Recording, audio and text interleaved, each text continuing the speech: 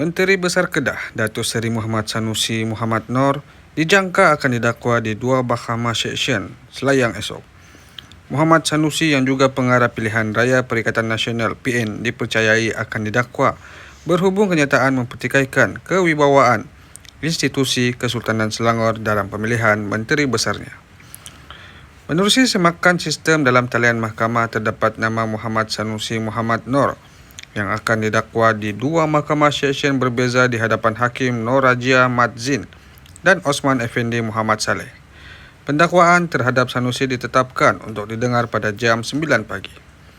Dalam ucapannya yang tular, pemimpin PAS itu dikatakan menyentuh mengenai perkenan Sultan Selangor berkaitan pelantikan Menteri Besar Selangor.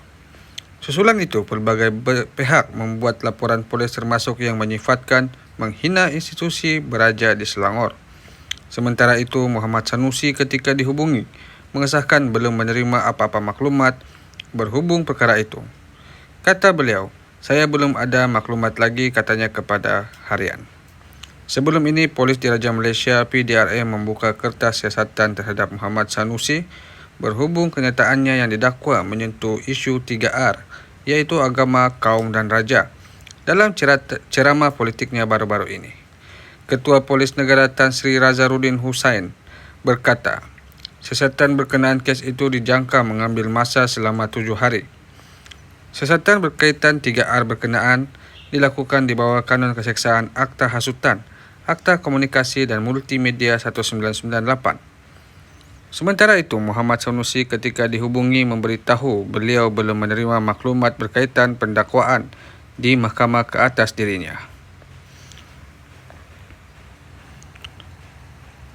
Ia dipercayai didakwa berhubung kenyataan mempertikaikan kewibawaan institusi Kesultanan Selangor dalam pemilihan menteri besarnya. Menerusi semakan laman mahkamah terdapat nama Muhammad Sanusi Muhammad Nor.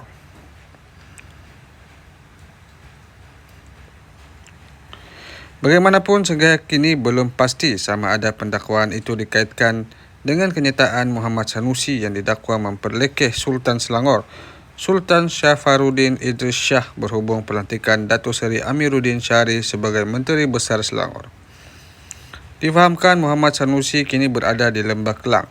Terdahulu Sultan Selangor, Sultan Syarafuddin Idris Shah bertitak isu Menteri Besar Kedah itu yang didakwa menghina baginda belum selesai.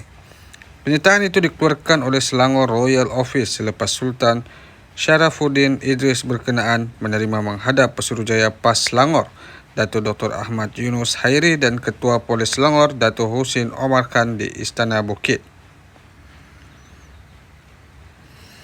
Pada minggu lalu, iaitu Ahli Dewan Diraja Selangor menuntut Muhammad Sanusi agar segera membuat permohonan maaf secara terbuka berhubung isu mengeluarkan kenyataan yang didakwa memperlekeh Sultan Selangor berhubung pelantikan Datuk Seri Amiruddin Shah sebagai Menteri Besar Selangor.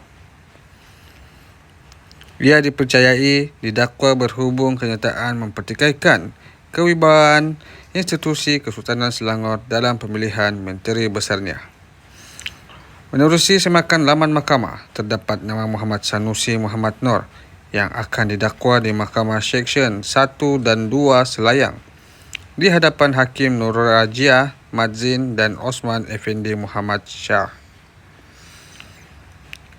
Ketua Polis Negara Tan Sri Razarudin Hussain berkata, siasatan berkenaan kes itu dijangka mengambil masa selama 7 hari.